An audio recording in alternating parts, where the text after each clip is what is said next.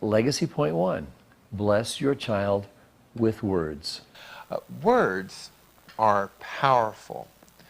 Paul in Ephesians 6:19 says this, "Pray also for me that whenever I open my mouth, words may be given to me so I would fearlessly make known the gospel, of which I'm an ambassador in chains."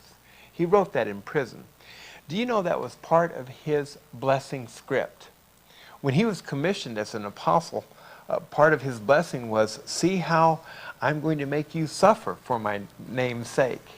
So it was very important that he have courage. He asked people to pray for him so that he would speak the right words. There's a fundamental truth to life that words have great power. Let's use the most powerful words that we can. So that example is an example of the spoken word and the power of it, not only just in prayer, but just speaking the words to people. Yes. There's also the power of the written word.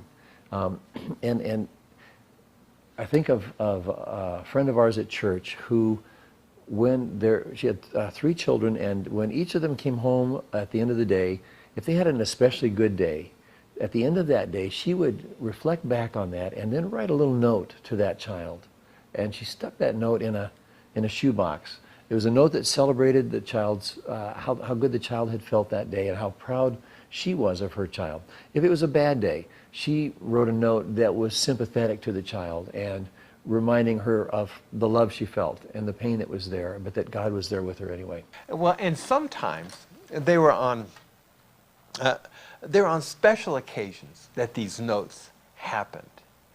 Sometimes everyday life, but just periodically from maybe one every couple months, for that matter. Or birthdays, certainly. But the kids never knew that she was doing this.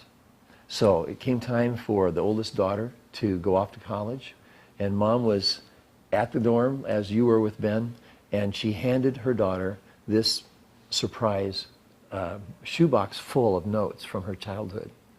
And she talks about how her daughter spent the entire night reading through a lifetime of notes and memories and just crying all night long, tears of joy, knowing how much her mom loved her and remembering all those wonderful, wonderful memories. Every child needs to hear words of affirmation from their parent. Every child. And since I have boys in my family, I know for sure that my kids need to hear me say verbally, "Kid, you've got what it takes." Somehow I need to communicate that to him. That is part of the background of what a blessing is. It uses the power of words, but even in a more significant way. Describe to us what a blessing accomplishes. A blessing is simply this: words connected as a prayer spoken over someone. A great example of this is from the Old Testament, where Jacob and Esau were twin brothers, and the oldest son is Esau. So he is the one, according to the historic tradition, who would get the better blessing as the oldest son. And their dad in his old age was tricked by Jacob into giving the blessing not to Esau, the older son, but to Jacob, the younger son. And when Esau discovered what had happened, he cried out in anguish to his dad and said, "Bless me also, O my father," and was just absolutely distraught because he did not receive the blessing that was rightfully his. And those blessings actually played through their lives to be true. And I believe that this has a power like prayer, that as you speak a prayer out loud over someone's life with a blessing on it, it calls upon the power of God himself to put his blessings into their lives. So there's faith behind a blessing spoken as well. What we would like to encourage you to do is consider how to bless your child with words. Now, informally, of course, that means words of affirmation, or maybe like what Deb did, collecting notes and sealing them in envelopes, putting them in a box, and giving them to your child someday just to recollect all of your feelings. Can we not also give a blessing of spiritual power, like Jacob and Esau received from Isaac? How do we do that, Mike? One way for you to speak a formal blessing to your child is by researching the meaning of their name and creating a blessing around that. We have this handout for you that option one is to use your child's name to create a blessing for them. Find out the meaning of the name, and then if you can research in the concordance some scriptures which might relate to the meaning, and use those scriptures to speak a blessing to your child. And it's described on this handout for you. Or you might be able to pick a scripture that doesn't connect necessarily to that name, but connects to a thought that you would like to give your child, such as, I bless you to have a heart fully devoted to God.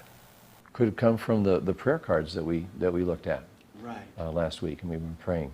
Or I just love the story of when Jesus was at the temple, and his parents didn't know where he was, but Jesus knew where he was. They thought he was lost, but he wasn't. And when they finally found him after being apart for a couple of days, the end of the story, the tagline at the very end said, "And Jesus grew in wisdom and in stature and in favor with God and with man." Wouldn't that be a beautiful blessing to speak to your child?